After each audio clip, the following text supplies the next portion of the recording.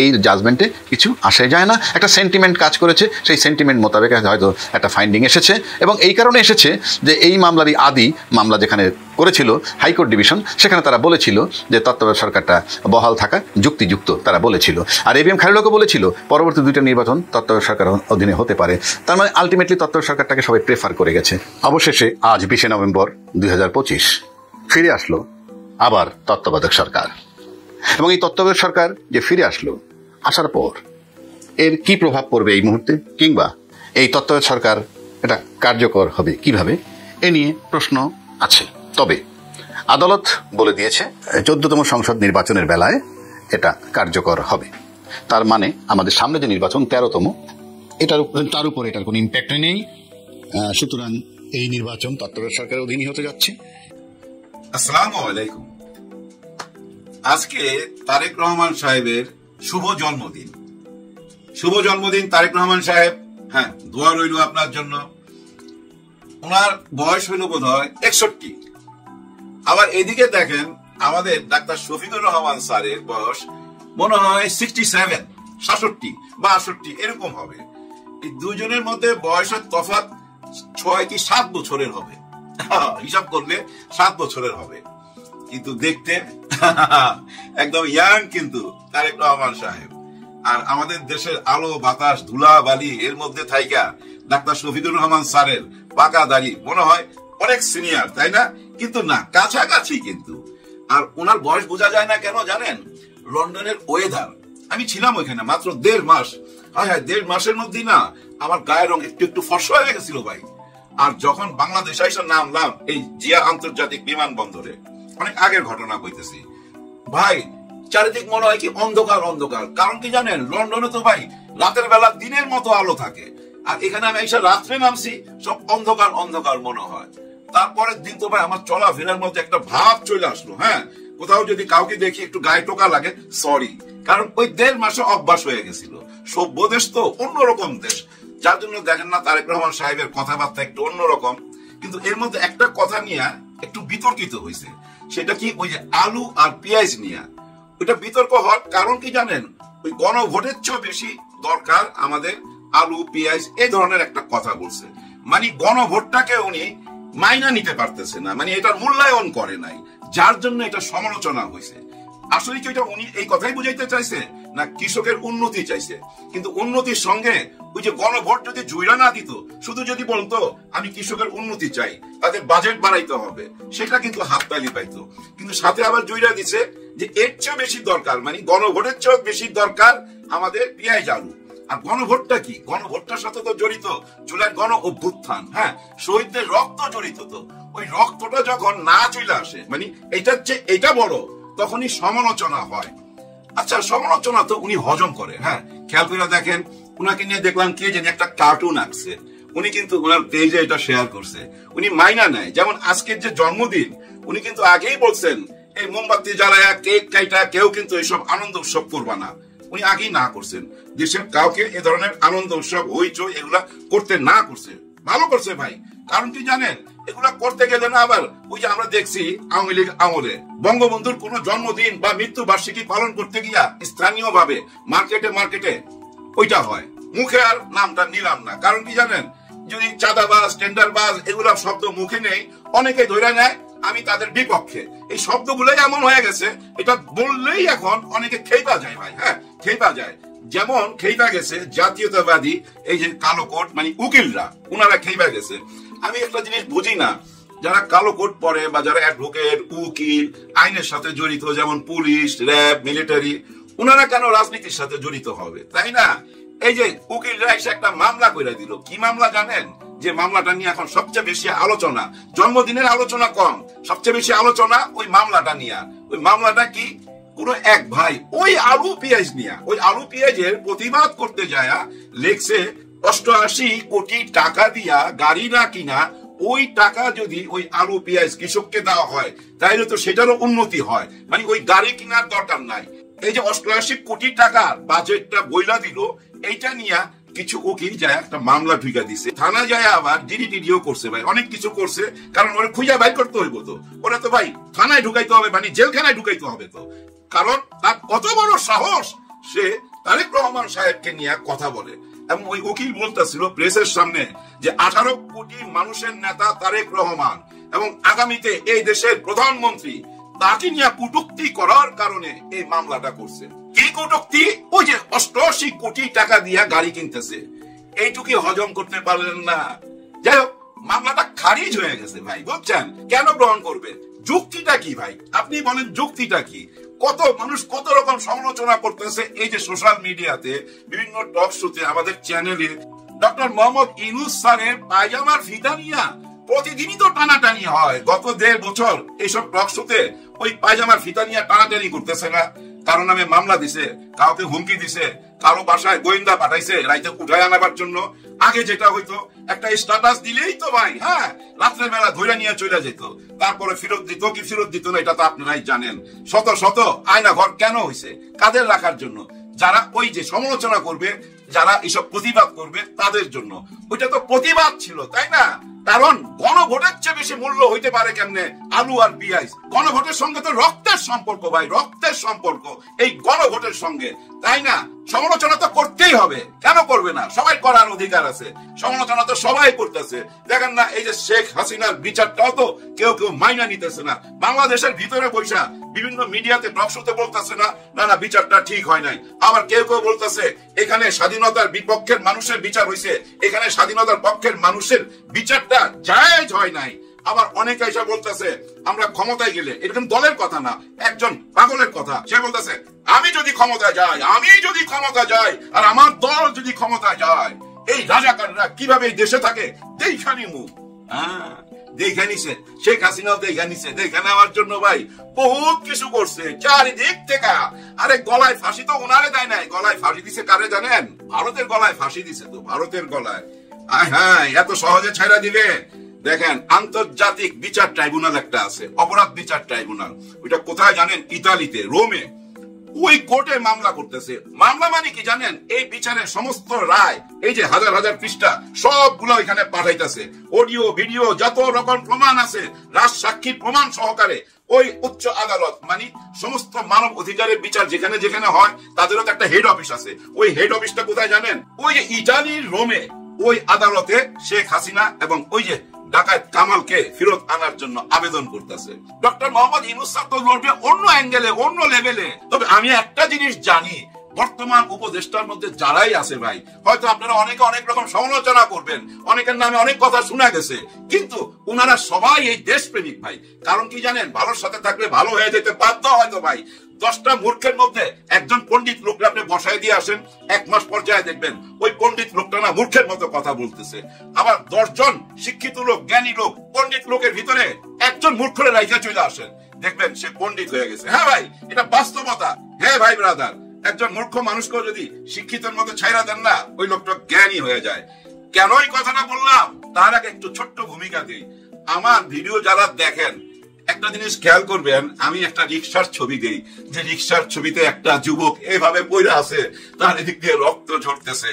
আর এক রিক্সাওয়ালা ভাই, ওই যে মিজান রিক্সাওয়ালা, এইভাবে সিলুট দিছিল যে সেই মিজান সেই লাশটাই না নিয়ে যাইতেছে। কেন দেয় জানেন? এই ছেলেটি বিদ্যানিকেতন স্কুল অ্যান্ড কলেজের ছাত্র, আর ওই স্কুল অ্যান্ড কলেজে আমার মেয়ে পড়ে। আর ওই স্কুলে যেহেতু আমার মেয়ে পড়ে, যার জন্য আমার বারবার মনে পড়ে গোলাম নাফিজের কথা, শহীদ গোলাম নাফিজ। আর এই শহীদ গোলাম নাফিজকে যে রিক্সাওয়ালা নিয়ে গেছিল, সেই রিক্সাওয়ালা ভাই এখন কোথায়? হ্যাঁ, মিজান সাহেব তো নির্বাচনে দাঁড়ায় গেছে। কোথায় দাঁড়াইছে জানেন?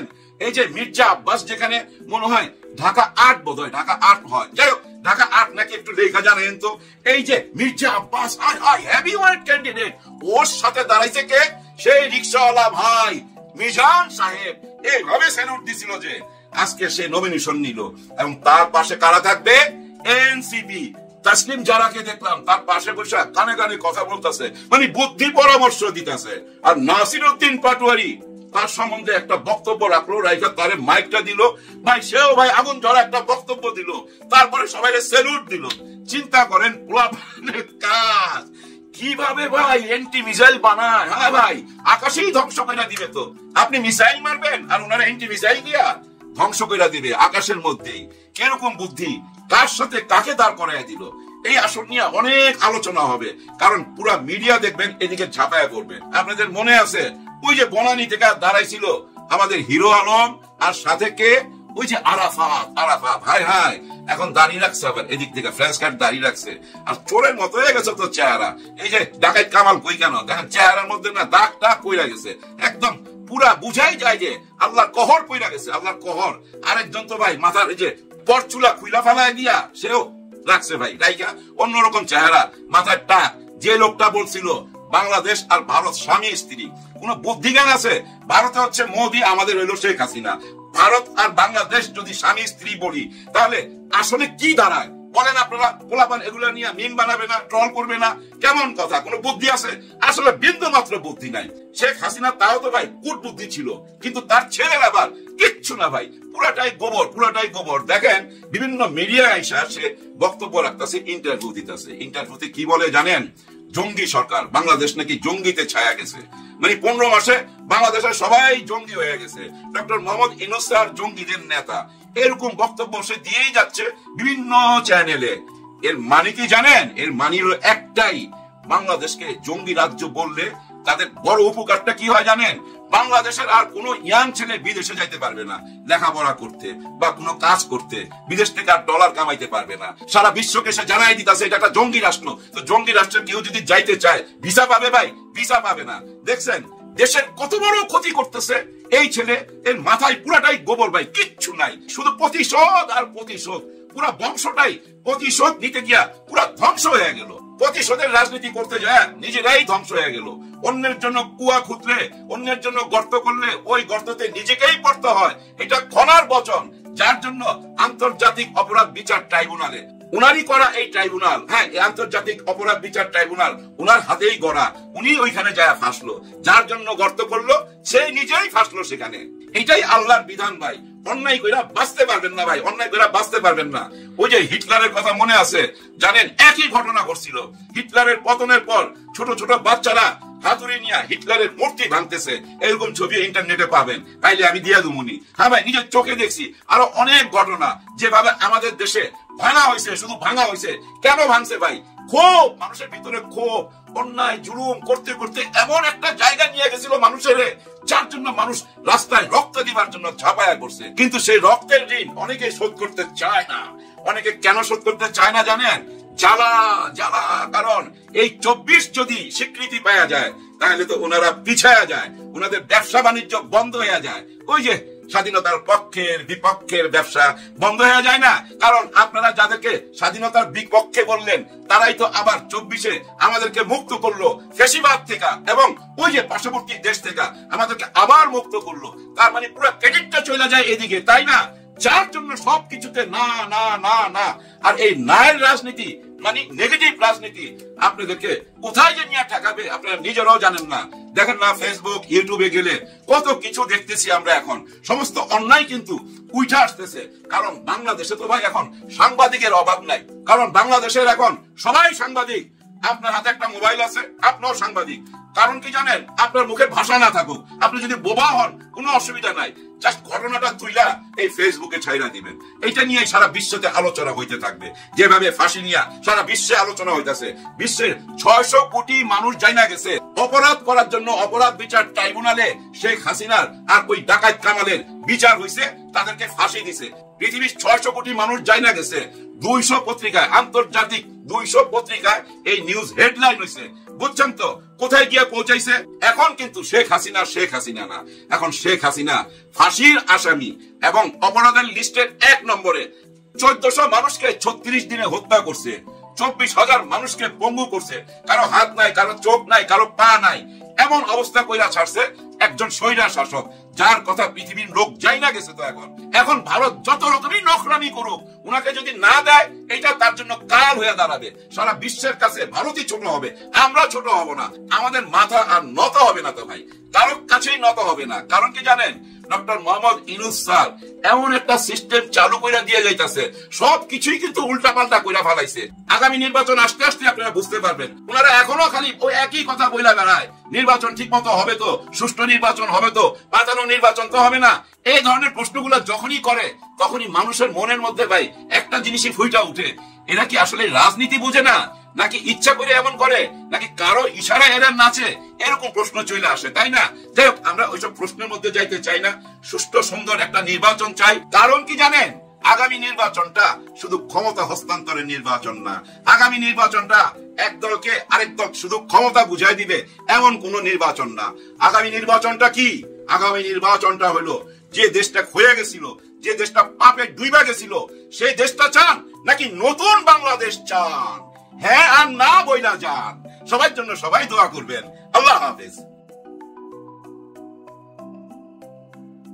প্রফেসর ইউনূস সরকার কি জিনিস পুরো বিশ্ব টের পাচ্ছে, ভারত টের পাচ্ছে।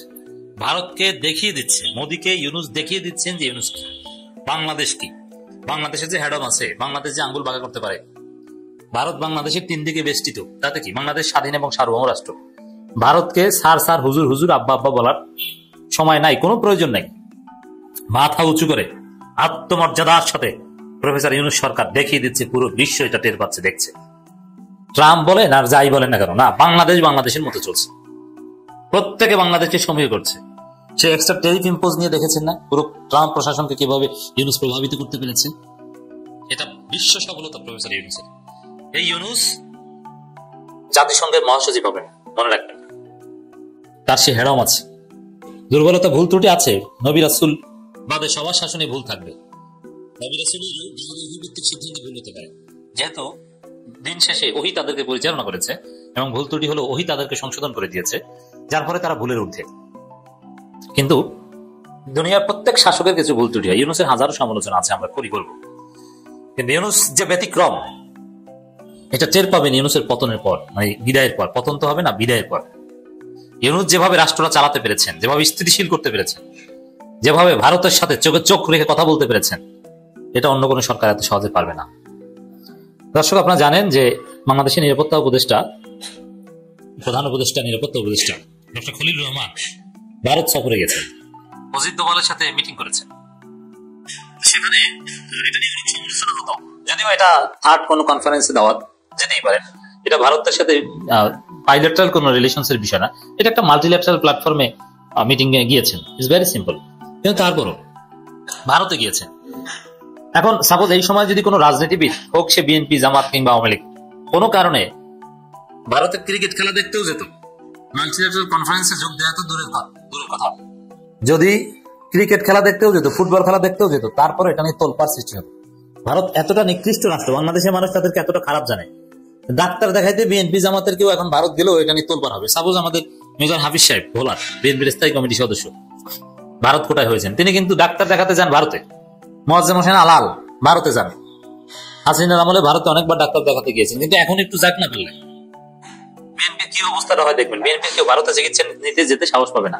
তারেক রহমান বলবে যে বাবা তুমি আর একটু ভালো জায়গায় যাও, থাইল্যান্ড যাও, সিঙ্গাপুর যাও, টাকা লাগলে আমার কাছ থেকে নাও, ভারতে যাই না। কারণ এমনিতেই বিএনপি ভারতের দালালি করে। আবার যদি সরাসরি ভারত সফরে যায়, সেটা ডাক্তার দেখানোর মানে মেডিকেল বিষয় হোক আর যে বিষয় হোক, আর অ্যাটেন্ডেন্ট বিষয় হোক, অবস্থা 12টা বেড়ে যায়। সেখানে ইউনূস খলিলুর রহমানকে ভারতে পাঠিয়েছেন। তবে এটাও কিছুটা সমালোচনা হতো, মানে সমালোচনা হয়নি এই কারণে যে হাসিনা ফাঁসির রায় হয়েছে, এখন হাইলাইট করতে পেরেছে যে হাসিনাকে ফেরত আনার একটা কথাবার্তা এখানে বলা হবে, এই কারণে কিন্তু মানুষ খুশি। এটা তো আছেই। আর একটা দিক হচ্ছে, এরকম কথা খলিলুর রহমান যেটা বলে এসেছেন, নিরাপত্তা উপদেষ্টা ডক্টর খলিলুর রহমান, বাংলাদেশের আভ্যন্তরীণ বিষয়ে কোনো হস্তক্ষেপ দেখতে চায় না বাংলাদেশ, আভ্যন্তরীণ বিষয়ে কোনো হস্তক্ষেপ সমর্থন করে না বাংলাদেশ, কামনা করে না বাংলাদেশ, জোরালো ভাবে বলে এসেছে ডক্টর খলিলুর রহমান। এর মানে সহজভাবে বাংলাদেশ কি জিনিস এটা বিএনপি, জামাত, আওয়ামী লীগ কেউ বলতে পারেনি, বলতে পারবে না। তারা ঘুরিয়ে ফিরিয়ে বলতো, সরাসরি বলে এসেছে বাংলাদেশের অভ্যন্তরীণ বিষয়ে ভারত যেন হস্তক্ষেপ না করে। এই কথা বলার হেডম বাংলাদেশের কোন সরকারের অতীতে হয়নি। আমি জানি না যে সামনের জামাত সরকারের হবে কিনা, তবে এটা কঠিন। ইউনূস সরকার পেরেছে। বরং সরকারগুলোর অবস্থান ছিল যে ভারত বাংলাদেশের অভ্যন্তরীণ বিষয়ে বললে তখন ওটার বলতো যে ঠিক আছে, এটা আমরা দেখছি, এটা সমাধানের চেষ্টা করছি, বা এটা এইভাবে কি করা যায় আমরা দেখছি, এটা এরকম না এরকম, মানে তাদেরকে কনভিন্স করার চেষ্টা করতো, উত্তর দেওয়ার চেষ্টা করতো। কিন্তু না, এখন অবস্থান হচ্ছে এই কনভিন্স করা, উত্তর দেয় এরকম কিছু না। কথা হচ্ছে ভারতকে জানিয়ে দিয়েছে, থ্রেট দিয়েছে, বাংলাদেশের অভ্যন্তরীণ বিষয়ে আপনাদের নাক গলানো দরকার নেই। আর অন্য শব্দ হলে ব্যাখ্যা দিত যে এটা আপনারা অভ্যন্তরীণ বিষয় যেটা বলছেন এটা আসলে আমরা ঠিক আছে, আমরা তাহলে ভালো হয়ে যাই আপনার কথা মতো। বিএনপি আওয়ামী লীগ সব সরকারি এরকম। আওয়ামী লীগ তো বলা হয়, আওয়ামী লীগ তো নিজেদেরকে ভারতের অঙ্গরাজ্য মনে করত, সরাসরি ভারতের কাছে ক্ষমতায় থাকতে প্রার্থনা করত যে আমাদেরকে ক্ষমতা রাখেন, আমাদেরকে এইটা দেন সেটা দেন, এভাবে করেন সেভাবে করেন। এই হচ্ছে আওয়ামী লীগের নীতি। সেই জায়গায় ডক্টর খলিলুর রহমান মজিদ দুবারের কাছে যে ভারতের কাছে গিয়ে ভারতের মাটিতে বসে সরাসরি বলে আসছে যে বাংলাদেশের অভ্যন্তরীণ বিষয়ে কোনো হস্তক্ষেপ আমরা সমর্থন করি না, করবো না, এটা আমরা চাই না। এটা প্রচন্ড হেডমলা কথা। এটা বাংলাদেশের অভ্যন্তরীণ বিষয়ে হস্তক্ষেপ সমর্থন করে না বলে জানিয়েছে ভারতের সফররত জাতীয় নিরাপত্তা উপদেষ্টা খলিলুর রহমান। সেই সঙ্গে যে কোনো পরিস্থিতিতে সব ধরনের সন্ত্রাসবাদীদের বিরুদ্ধে ঢাকা জিরো টলারেন্স নীতি অনুসরণ করে বলে জানিয়েছেন তিনি। ঢাকা ঠিক জায়গায় আছে, তাদের মতো করে হুজুরদের সন্ত্রাস মনে করে না ডক্টর ইউনূস সরকার। যখন ভারত সন্ত্রাসবাদের কথা বলতো বা বলে তখন তারা মেইনলি জামাত সহ ইসলামপন্থীদেরকে বুঝাতো। হুজুর ইসলামপন্থী মানেই ভারতের কাছে সন্ত্রাস না, এটা কোনো সন্ত্রাস না। ইউনূস কিন্তু এদেরকে গুরুত্ব দেয়। তাহলে ভারতের যে সন্ত্রাসবাদের পুরনো সংজ্ঞা ওটা গণেই না ইউনূস সরকার। বাংলাদেশের অভ্যন্তরীণ বিষয়ে হস্তক্ষেপ এরপরে যেটা বলছেন, দিল্লিতে দেশটির প্রধানমন্ত্রী কার্যালয়ে আয়োজিত 7ম জাতীয় উপদেষ্টা সম্মেলন কলম্বো নিরাপত্তা কনক্লেভে বক্তব্যকালে এমনটা জানান তিনি। উপদেষ্টা খলিলুর রহমান বলেন, বাংলাদেশ জাতীয় সার্বভৌমত্ব, সমতা, রাজনৈতিক স্বাধীনতা, অভ্যন্তরীণ বিষয়ে হস্তক্ষেপ না করে মূল্যবোধকে সমর্থন করে। এটা জোরালো কথা। মানে এই কথাগুলোর উদ্দেশ্যটাকে, এটা ভারত বাংলাদেশের অভ্যন্তরীণ বিষয়ে বাংলাদেশের মর্যাদা সার্বভৌমত্বের প্রশ্নে অসম্মান করে, বাংলাদেশের সার্বভৌমত্ব লঙ্ঘন করেছে ভারত অতীতে, এটাকেই স্মরণ করিয়ে দিয়েছেন। সেই সঙ্গে উন্মুক্ত, শান্তিপূর্ণ, সুরক্ষিত এবং অন্তর্ভুক্তিমূলক ভারত মহাসাগরের মূল্যবোধ ও নীতি মালাকেও সমর্থন করে বাংলাদেশ। এটা পুরো আন্তর্জাতিক, এটা যুক্তরাষ্ট্র কেন্দ্রিক একটা কথা। এজন্য আন্তর্জাতিক বিরোধের শান্তিপূর্ণ নিষ্পত্তির পাশাপাশি আন্তর্জাতিক আইন এবং জাতিসংঘের সনদে বর্ণিত নীতিগুলোর প্রতিও শ্রদ্ধা বজায় রাখা গুরুত্বপূর্ণ বলে উল্লেখ করেন। ইউনূস জাতিসংঘের মহাসচিব হবেন। এছাড়া অনুষ্ঠানে বক্তব্য করে টেকসই উন্নয়ন, আন্তর্জাতিক শান্তি, নিরাপত্তা,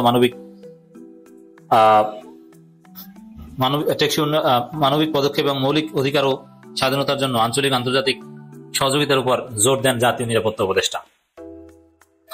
সম্প্রতি বাংলাদেশ ভুয়া বিভ্রান্তিমূলক মিস ইনফরমেশন ও ডিসইনফরমেশন হুমকির সম্মুখীন হয়েছে বলে এখন এগুলো বলেছেন। এখন বাংলাদেশ নিয়ে মিস ইনফরমেশন, ডিসইনফরমেশন কারা ছড়ায়? ভারত ছড়ায়। তার মানে ভারতের বিরুদ্ধে ভারতের মাটিতে বসে জোরালো বার্তা দিয়ে এসেছে ডক্টর ইউনূসের এই প্রতিনিধি ডক্টর খলিলুর রহমান।